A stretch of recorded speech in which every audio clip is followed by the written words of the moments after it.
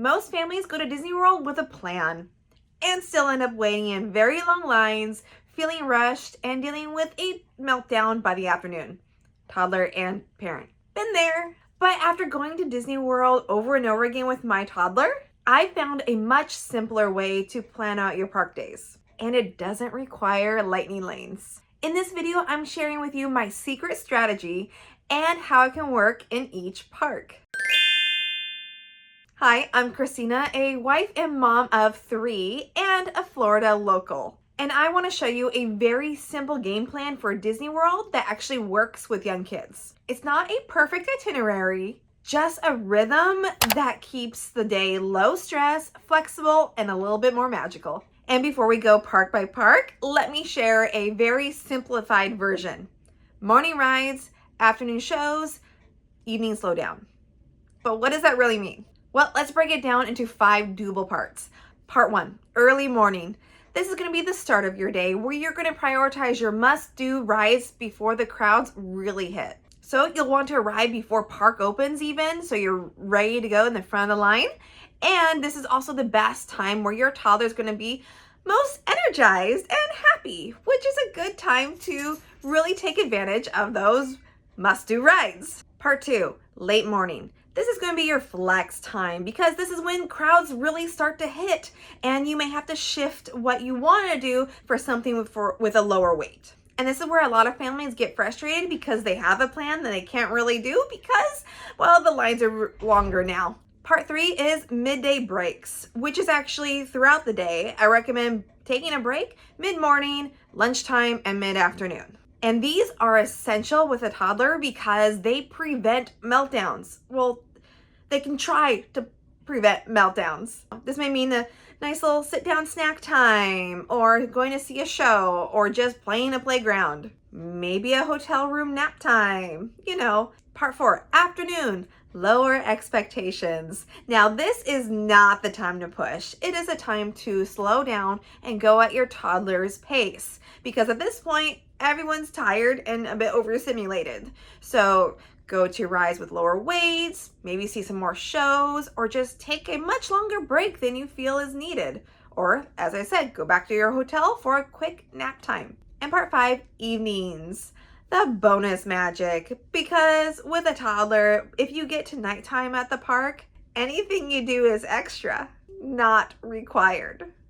Don't expect to hit that nighttime show that you really want to see. Hope to see them, try to see them, of course, but they will be bonus magic, don't require them in your day. Don't put pressure on yourself to see them unless you can take a break, and that will be good for you and your toddler. And if you want this fully mapped out with exact rides, priorities, and a step-by-step plan for each park, I have a full Disney World planning guide for families linked below. It does cost a little bit, but it's still cheaper than a lightning lane. Now let's break down by park. And we're going to start with the easiest park to plan, Animal Kingdom. Yep, Animal Kingdom is the easiest park because honestly, there's not a whole lot to do there right now. So I recommend starting off your day at Pandora, which is Avatar Land, and hit Flight of Passage or Navi River Journey. Navi River Journey is a great attraction for toddlers, and it usually gets a long wait throughout the day. So a great time to do in the morning. Flight of Passage, you're gonna pretty much hit a long line no matter what time of day you're there. And then afterwards, head on over to the Kilimanjaro Safari in Africa. But ultimately, this is not a ride-heavy park. Its value is animal trails, exploration, and slower pace. There's also a few shows you could see in the afternoon to go at that slower pace. But your goal with a toddler is trying not to make this a full day experience and more of a half-day park. And here's a pro tip. I do recommend going on the safari ride in the morning because that's going to be when the animals are more active. However, if you get there in the morning and it's posted a wait time of over an hour, you don't necessarily have to get in that hour-long wait. You can wait until later in the day because the safari ride closes earlier in the day. However, around 3 o'clock and after, the wait times usually go down. So that would be a good time to also ride the ride if you're still there in the park.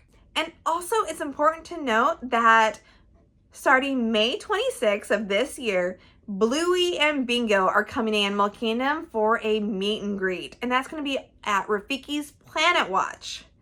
So my guess is a lot of families with young kids are going to make Animal Kingdom their priority on vacation. So crowds would probably be going up. And the wait to get to the train, to get to Rafiki's Planet Watch, will be high for a while. So if your family is a fan of Bluey, like ours is, you might want to prioritize seeing Bluey and Bingo first thing in the day. Check the app or check the Disney World website to see when they're actually going to be meeting and go over there as soon as you can. Now let's talk about the park that surprises most parents with toddlers, EPCOT. Yeah, EPCOT may seem more adult friendly, but it is so toddler friendly. And that's why a lot of parents underestimate this park. But it's pretty easy to navigate once you have a strategy. So in the morning, I recommend doing either Frozen Ever After or Remy's Ratatouille Adventure. Those are both rides that your toddler can go on. Personally, I prefer to go to Guardians of the Galaxy Cosmic Rewind first. It's an indoor roller coaster first thing in the morning because that is my must-do attraction.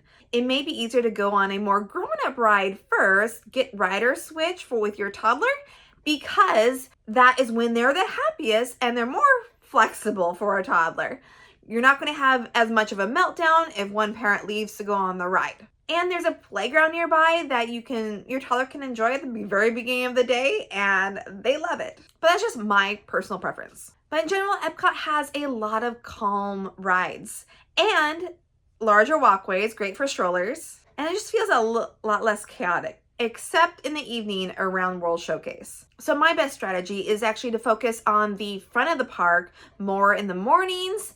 And then once late afternoon hits and the crowds really start to escalate, especially at the front of the park, that's when you head to World Showcase and start touring it, maybe take a lunch break. There's 11 countries to explore, and then that will take a few hours. And then mid-afternoon, head back to the front of the park, like World Nature, World Discovery, and World Celebration. All those worlds take up first half of the park. And mid-afternoon is when the wait times around for those rides will start to go down, usually. And that's a great time to go a lot slower, more at your toddler's pace, and go on rides that they'll actually enjoy, like Living with the Land or Finding Nemo. Even Spaceship Earth, the big golf ball, is a very slow-moving ride that toddlers will be fine with. But just remember that this is not a do-everything park. It's meant to be done at a slower pace. It's a large park and there's going to be a lot of walking, but slowly. Just be sure to schedule those breaks. Now, let's talk about the hardest park to plan. Hollywood Studios. Hollywood Studios is the hardest park to plan because it's a lot of rides and none of them are very toddler friendly. So ultimately, this park works best as a shows first experience because there's lots of those, and rides second. But first thing in the morning, prioritize those rides. I recommend prioritizing Tower of Terror and Rock and Roller Coaster when it reopens to the Muppets. I believe the beginning of summer, because they are right there. And a lot of people are actually going to either Star Wars Land or Toy Story Land first thing in the morning. So Sunset Boulevard is a lot easier to go from the entrance because it's like right there. But another great choice is Slinky Dog Dash in Toy Story Land because that line gets really long and really hot throughout the entire day. So it's good to do first thing in the morning or at night. And like I said, there are lots of shows to see. Some great toddler winners are Frozen Sing-Along, Little Mermaid, Beauty and the Beast, and those are all great indoor-like breaks. Now, Beauty and the Beast is not indoors. It is covered, but you're still in the heat. So don't expect this park to be like Magic Kingdom where there's lots of rides and experiences for your toddler to enjoy. It's not like that. There's more toddler-friendly attractions coming, but right now, it's not the best for them. And pro tip, if you really want to see Fantasmic, which I highly recommend, it's one of my favorite shows ever, then I actually recommend leaving the park mid-afternoon for your toddler to get a nap and for you to get some rest too. And then come back later for Fantasmic. This will give your toddler a chance to get their second wind to make it through the show. The show can get kind of loud and a little scary at times, but it also has a lot of familiar characters that your little one's just gonna love. And you will love too if you are a big Disney fan, like me, which I cry every time. But if your hotel is kind of far away and you don't want to go back to it, then use the afternoon for taking extended breaks.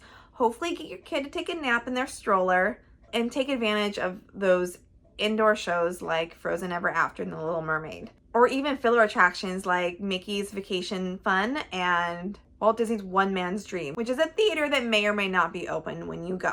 So if you're there with a toddler, definitely go slow. So hopefully those breaks in the day will help give your toddler a second win later, even if they didn't get a full good nap.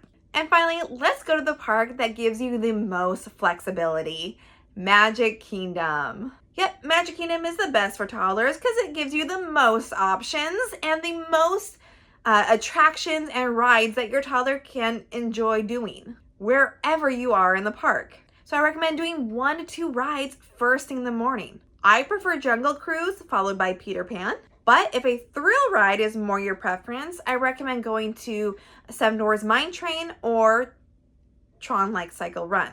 And then if you're able to walk a lot, head over to Frontierland and you can hit Tiana's Bayou Adventure and eventually Thunder Mountain when it reopens this summer. And when I want my toddlers happier in the morning and the most energized, I don't mind walking that far that early because I'm going to go at a much slower pace later in the day. And here's the thing, if the wait times are really long at Magic Kingdom, I mean, it is the busiest park in the world, that's okay because there's always something nearby that you can do with your toddler that you still feel like you're getting a good experience out of.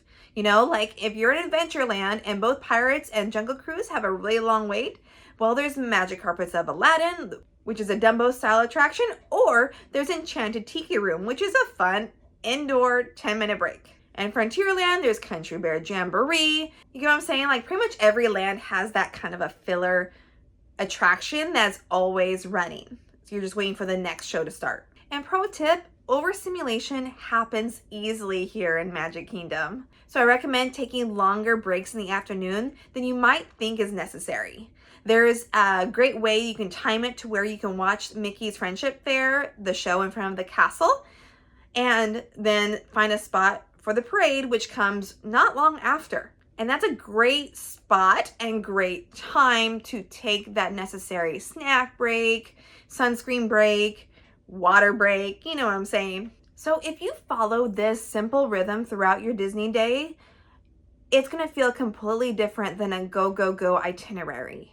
And that will be especially important for your little one. And if you want to see all of this in action, I actually did a whole series where I take you with my toddler into each park and show you how I navigate the day, sharing you which rides, my best tips, all of that. So check the Disney World with Toddler playlist on this channel or right here somewhere. But now that you have the rhythm you want to set out for your park days, which rides are actually going to be the best choices for your toddler?